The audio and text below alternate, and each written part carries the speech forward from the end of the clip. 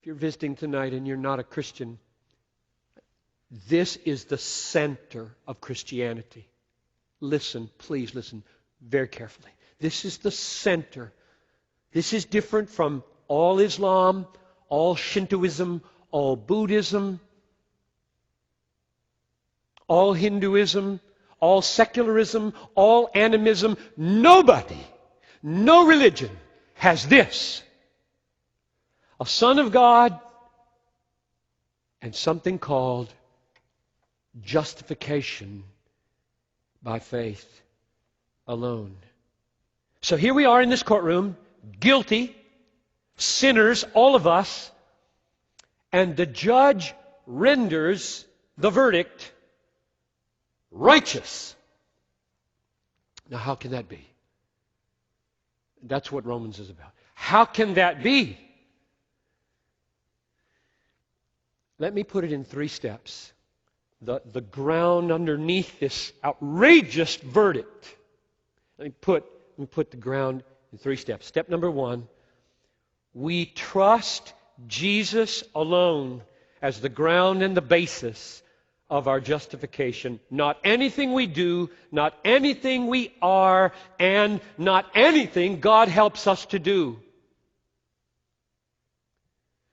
We trust Jesus Christ alone as the ground and basis of that verdict. Second, that's number 1. Second, this faith, as I look totally away from John Piper and all that he is by nature and all that he is by grace, I look totally away from John Piper to Jesus alone as my ground of justification and my basis of justification. And in that faith and through that faith, I am united to Christ. A union with Christ happens.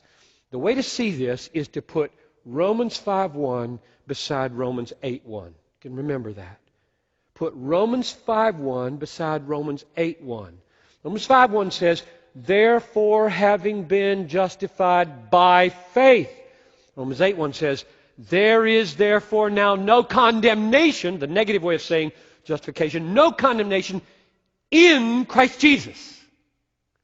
Now, if you put those on top of each other, let the template fall. The in Christ Jesus corresponds to by faith.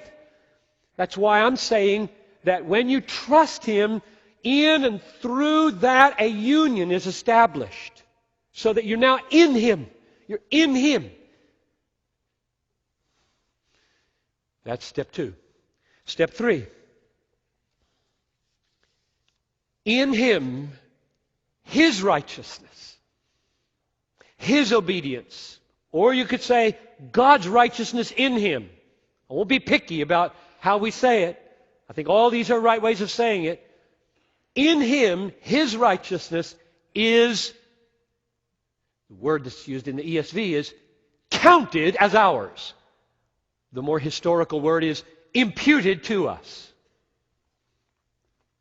Those are the 3 steps that provide the ground underneath this courtroom so that God's declaration of me as righteous finds some basis in reality.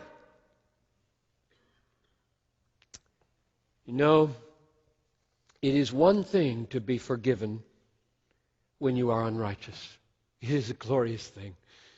Let us never minimize the preciousness that God forgives sins because of the work of Christ on the cross. Forgiveness, too, would be an outrage were it not for the cross. But I cannot escape the exceeding wonder that not only does God look upon a guilty person in the courtroom and exercise clemency and forgive him and say, you're guilty, I forgive you, go and sin no more.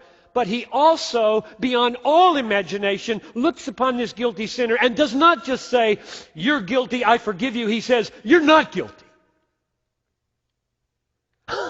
I mean, forgiveness is understandable, just a little bit understandable. We kind of have some way to get our hands around forgiveness. You let it go. You don't hold it against them. But this, look me right in the face, John Piper right in the face, sinner though I am, and say, righteous.